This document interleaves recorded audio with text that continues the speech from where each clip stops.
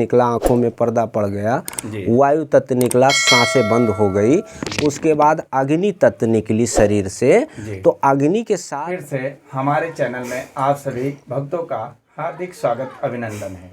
आइए आज हम महाराज जी से कुछ सवाल करेंगे कि बहुत सारे भक्त आते हैं और ऊपरी चक्कर या भूत प्रेत इत्यादि इन सारी समस्याओं से परेशान ग्रसित लोग आते हैं।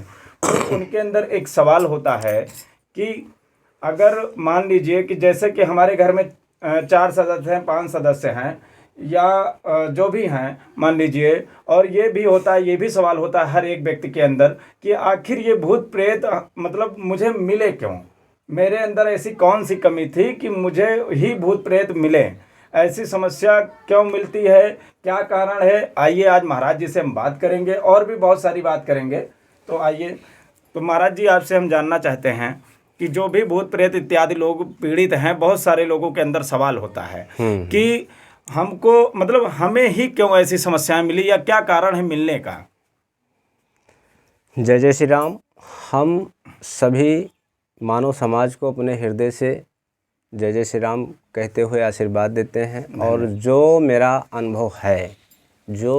अनुभव है समाज को सच्चाई बताने की एक इच्छा हमारी भी है जी। कि जो मुझे जानकारी है, जो इसका अनुभव है, मैं उसको बताना चाहते हैं जी। हमारे अनुभव के आधार पर यही जानकारी आती है कि जिस नक्षत्र और जिस राशि में जिसका जन्म होता है जी, उस राशि और नक्षत्र के प्रभाव से उनका जीवन जीना सुनिश्चित तय हो जाता होगा जी। और वो भाग विधाता के ही द्वारा उनका जीवन लिखा जाता है जी। और जिस प्रकार से भूतकाल दंड या वर्तमान दंड या भविष्यकाल दंड जितने जितने समय जितने नक्षत्र में जो ग्रह जैसे जैसे ग्रह दशा उनके लिखे होंगे उससे पहले शायद नहीं आना चाहिए, तो वो उनके जन्मों का राशि और नक्षत्र की कृपा से उनको दंड स्वयं विधाता लिख देते हैं। जैसे कि आपका कहना है महाराज जी कि नक्षत्र और राशि गड़बड़ होने से ऐसी समस्याएं मिलती हैं। हाँ, ये मेरा अनुभव है जी कि जन्म का जिस नक्षत्र जिस राशि में जिन मानव का जन्म होता है जी, उसी के माध्यम से उनका जीवन तय हो जाता है। विधाता उनका लेख बना देते हैं कि ये मर्ज 10 साल 20 साल 25 साल पर तुमको भूतकाल दंड या वर्तमान दंड, जैसे कि भूतकाल कोई आकृति या कोई आत्मा का आवेश लेकर के तुम्हारे जीवन को दंड देना या कोई मर्ज रूपी कोई दंड होना, वर्तमान का मर्ज रूपी कोई दंड होना, या कुछ ऐसे काम किए जाएं आज हम करें या समाज के कोई भी ऐसे काम करें कि आने वाला समय जो है उनके लिए दुखदायी हो जाए, तो यह भविष्य काल दंड का संकेत है। और इस प्रकार से हम यही कहना चाहते हैं कि इन पर विशेष ध्यान करें। और तो जैसे कि महाराज जी आपका कहना है कि आपके नक्षत्र और राशि अर्थात जिस समय पर लोग जन्म लेते हैं नक्षत्र राशि गड़बड़ होने के कारण गड़बड़ नहीं, उसमें जन्म होता है तो उसका प्रभाव उनके जीवन में स्वयं विधाता रजोगुण के ब्रह्मा जी उनके जीवन का आधार बना देते हैं। जी जी हाँ जी, यही जानना चाहते थे। और ऐसा है कि जिस प्रकार से उनके लेख के द्वारा उनको भूतकाल और वर्तमान और भविष्यकाल का दंड लिखा है जितने समय पर जी, वो समय के पहले आएगा नहीं, वो समय पूरा होते ही वो चीज़। बहुत सारे लोगों के अंदर ये भी सवाल होता है कि मैं काफ़ी समय से बहुत सारी जगह गया भी हूँ, बहुत सारे रुपए पैसे भी खर्चा कर चुका हूँ, लेकिन मेरी समस्या हट नहीं रही। मतलब बहुत सारे लोगों के पास ऐसी समस्याएं होती हैं। और ये तो बालाजी धाम है, आपके पास भी बहुत सारे लोग आते होंगे, कई सालों से ग्रसित और कई महीनों से ग्रसित लोग आते हैं। तो मतलब इसका क्या कारण है कि मतलब कई साल भुगतना? मेरे कहने का मतलब यह है कि जो समाज के लोग दुखी हैं और परेशान हैं इस भूतकाल एनर्जी के नाम से, किसी भी नाम से आप समझो, सूक्ष्मदर्शी जी। दंड से जो भुक्तभोगी हैं लोग, जी। वो कह रहे हैं कि हम कई जगह गए जी। और मेरा कल्याण क्यों नहीं हुआ। जी। उसका मूलभूत कारण ये है कि जैसे भी अगर कहीं छोटे मोटे जगह गए और जाने का कोई मार्ग अगर अच्छे से तय करना है तो कोई अच्छे इंसान से अगर आप कोई मार्ग रास्ता पूछेंगे तब अच्छी रास्ता मिलेगी तुमको।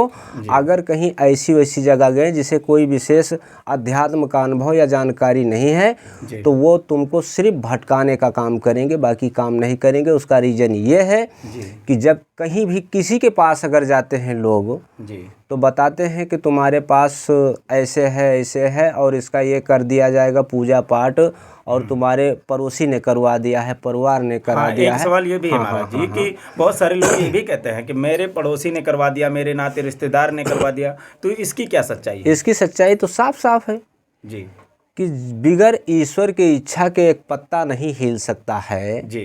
तो क्या पड़ोसी के कराने से ऐसा कुछ हो सकता है? हमारे तो मानने का, हम नहीं मान रहे हैं इसको ऐसा है। जी जी।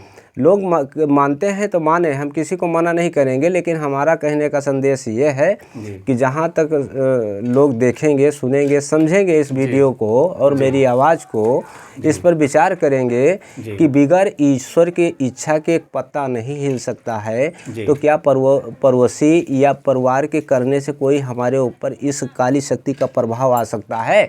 जी हाँ, तो ऐसा कुछ नहीं है। हाँ, ये हो सकता है, हिल्ला रोजी बहाने मौत जी। और इसका एक कारण और मैं बताऊंगा जी। जैसे कि ये शरीर जो हमारी है, ये पूरे संसार का जो भी मानव है, मानव शरीर का पंचभूत शक्ति से इस शरीर का निर्माण किया गया ईश्वर की कृपा से।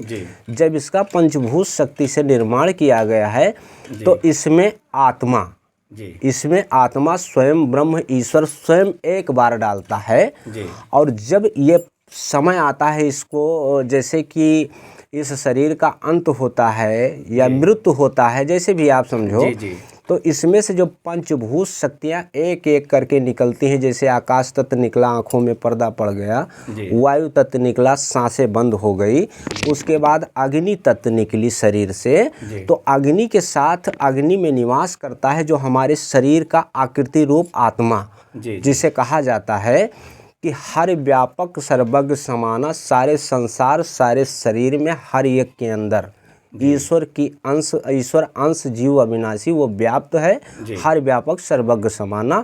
तो एक आत्मा तो पहले से ईश्वर स्वयं इस शरीर के अंदर डाल रखा है, तो दूसरी आत्मा आने का कोई मतलब नहीं। मतलब ये है, मूल कारण इसके क्या है, ये है कि जब ईश्वर तुम्हारे जीवन को उस नक्षत्र और राशि के अनुसार जो तुम्हारा जन्म हुआ था, उसी समय जो विधाता स्वयं तुम्हारे जीवन का लेख तैयार कर दिया है कि तुम्हें भूतकाल एनर्जी तुमको इतने समय पर और इतना वजन, इतने महीने भुगतने के लिए स्वयं विधाता ब्रह्मा जी ने शायद लिख दिया है, तो उसको तो मिलना ही मिलना है।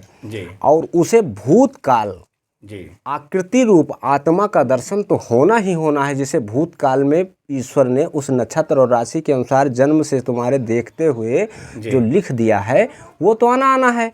जब उसका समय आता है तो वो अपनी छवि और अपनी आकृति, अपना संकेत जब देता है मानव को, तो उसको जिसे पूजा पाठ, खान पान, सोच विचार और अच्छे सत्कर्म के लोग होते हैं तो वो आकृति आएगी, लेकिन किसी देवी के रूप में, किसी देवता के रूप में, या अपने दादी दादा या अपने परिवार के किसी सदस्य के चेहरे में आएंगे ना।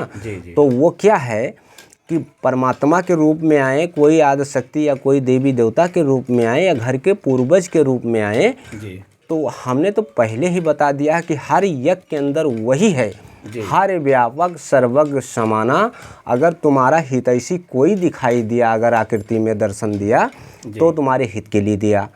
अगर तुम्हें भूतकाल दंड अगर लिख दिया है स्वयं विधाता ने, अगर उस नक्षत्र राशि के मतलब देखते हुए, तो उसके आधार पर जब निर्धारित कर दिया है, तो अगर तुम्हारे खान पान, तुम्हारे सोच, तुम्हारे कार्यकाल अगर अच्छे नहीं हैं, बुरे हैं, तो तुमको सही मार्ग के लिए आकृति का दर्शन नहीं होगा, उसको भय के रूप में, उसे भूत के रूप में, उसे कोई न कोई अदृष्ट डरावने आकृति का दर्शन तुम्हें होगा।